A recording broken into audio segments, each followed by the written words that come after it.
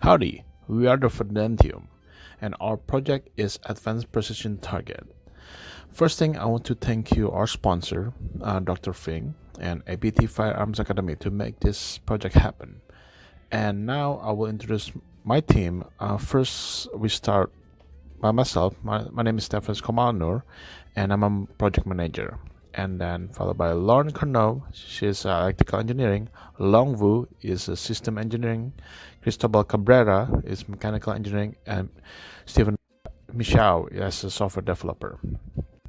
And the project impact, the reason why we choose this is because in the United States, better firearms training and safety practice courses are needed by police officers, gun owners, and the general public. By teaching the public more about gun safety, they can associate gun ownership with freedom and security.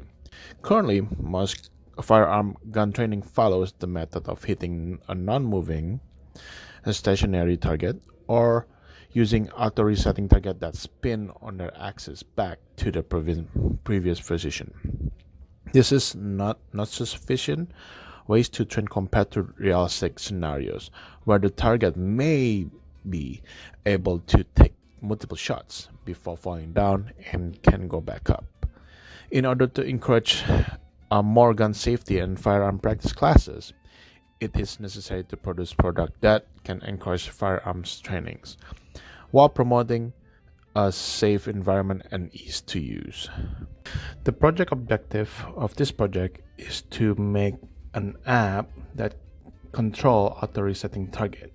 That's why we call Advanced Precision Target. The goal is to design and manufacture and implement an electromechanical system that relays signal from the sensor on the target to the control system.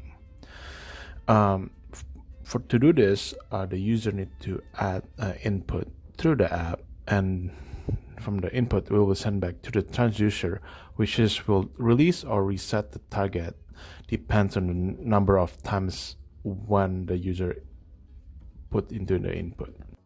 To use this product, the user first use the app to set the number of shots to take it down, the number of times it will stand back up, and how long it will stay down. Then the user will start shooting at the target, and it will fall and rise based on the input of the app. For the mechanical components, the team will create a frame that is going to hold the target and the electrical control box in an upright position using 836 2x2 inch steel tube and bar. This is the most common type of hot rolled carbon steel that can withstand bullet fragments and ricochets. The frame will be 2 feet in height, so when the target is mounted, the center of mass of the target will be at the center of the arm that is 8 inches long, so that the target won't hit the box while moving up and down. To make the target rotate, the target will bolt into 2 arms that will bolt into a circular beam that can move freely. The rotation of the beam will be based on the rotation of the motor. To lift the whole target up, the motor will connect to a circular beam through a gear and chain system that will have a 1:8 ratio. Despite our gear ratio, we'll still require a powerful motor, which is the reason we chose NEMA 34. The motor has a built-in encoder to cut cost and have maximum torque of 12 Newton meters. For the engineering analysis, our team has calculated the angle of the target, so when it got shot, the target won't ricochet back at the user. This angle will be approximately 15 degrees. That also means the arm holding the target will have to swing the maximum angle of 105 degrees. Next, we calculate the torque that required to lift a 50-pound object with the distance of 8 inches. The torque required to lift the object is about 45 Newton meters, which is too big for most stepper motor. To deal with this problem, we're giving the system some gear to make it reduce the torque. From the table, we choose the gear ratio of 8:1, so we can minimize the torque while still have enough room in the electrical housing.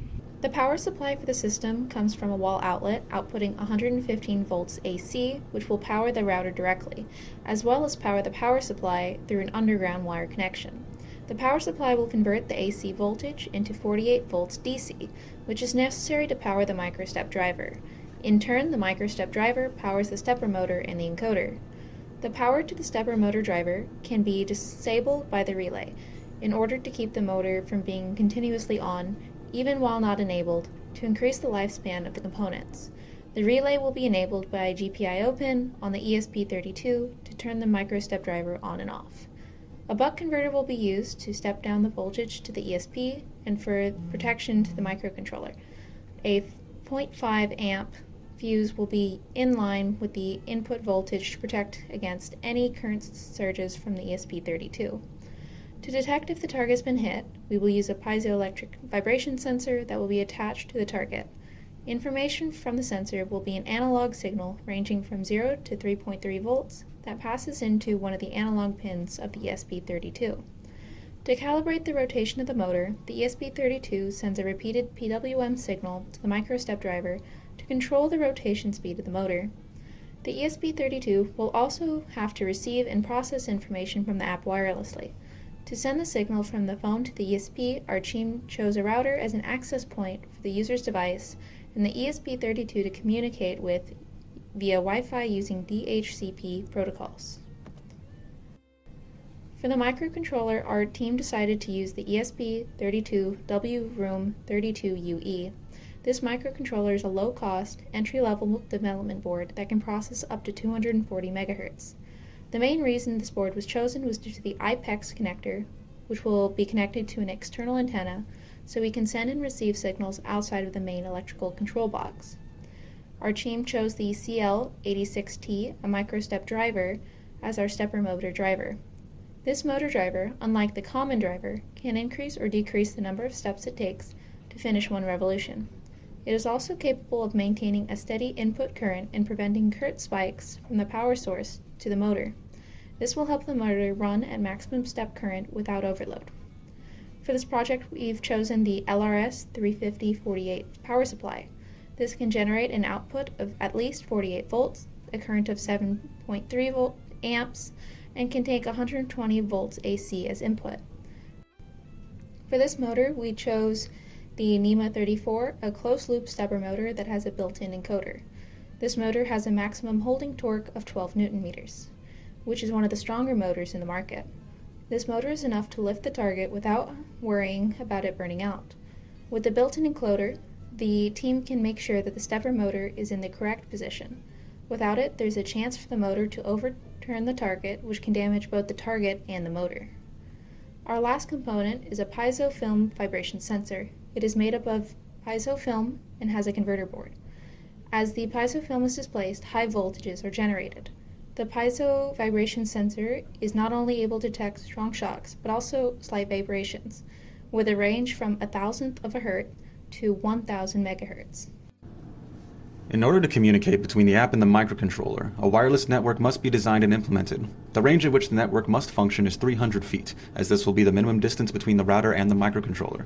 To accomplish this, a network will be created using the built-in Dynamic Host Configuration Protocol, or DHCP, server on the GLAX1800 router to assign the IP addresses of all the connected devices and enable communication between them. The frequency of the Wi-Fi signal generated by the GLAX1800 router must be below 2.4 GHz to ensure the signal strength can travel as far as possible. For the app, a DHCP communication protocol will be used to transmit a 3-element list of instructions from the app to the ESP32 after an input from the user is taken. The data transmission must be reliable, successfully transmitting data at least 9 out of 10 times. The ESP must interpret a 3-element list of instructions so the motor knows when to drop and raise the target. Once the instructions are received, the target is raised and the vibration sensor is monitored. Once the target is shot by a bullet, the ESP will count that shot and drop the target if the instructed number of shots has been reached. The target will raise if the number of raises has not been reached, and will wait for the specified downtime before doing so. Upon completion of the routine, the ESP will return a signal to the app telling it that the routine has finished. Thank you for viewing Vedentium's presentation on the Advanced Precision Target. Remember to like and subscribe, and have a wonderful day.